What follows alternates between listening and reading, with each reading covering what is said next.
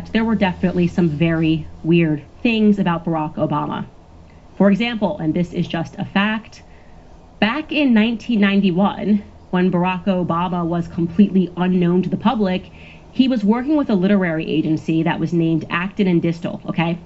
They were tasked with promoting his first book, which was a book that was meant to be entitled Journeys in Black and White, which actually never wound up being published. But in anticipation of his book being published, they were promoting Barack Obama and other authors that were on their roster, and they promoted them in a booklet, which they distributed to people in the publishing industry, like, hey, here are our authors that we want you to publish. And in the booklet, they included a biography of all of their clients. And this is the biography that they included of Barack Obama. Okay, take a look here. It says, this is real, 100% real. Barack Obama, the first African-American president of the Harvard Law Review, was born in Kenya and raised in Indonesia and Hawaii. The son of an American anthropologist and a Kenyan finance minister, he attended Columbia University and worked as a financial journalist and editor for Business International Corporation. Blah, blah, blah, blah, blah, okay?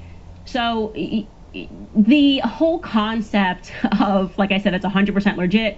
The whole concept of whether or not he was born in Kenya was not coming out of racist ideas, right? It wasn't because people were just trying to delegitimize him. It was because he had a literary agent, and that literary agent published a pamphlet, and that pamphlet said that he was born in Kenya. This is the first that I'm seeing this right here. I've heard the talk, I've heard the rumblings about him not being born in the United States, but being born in Kenya. This is the first time that I'm seeing this pamphlet or anything from this literary agent. Wow. In the comment section, man, had you guys seen this before? They were like, no, never mind. He was born in the USA. That person who published this never gave an answer for why they wrote that.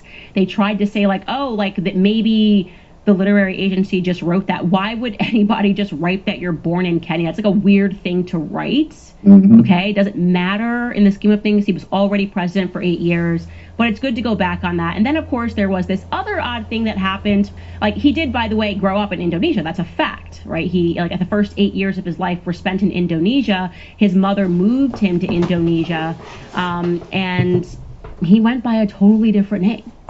He went by the name Barry Soetoro.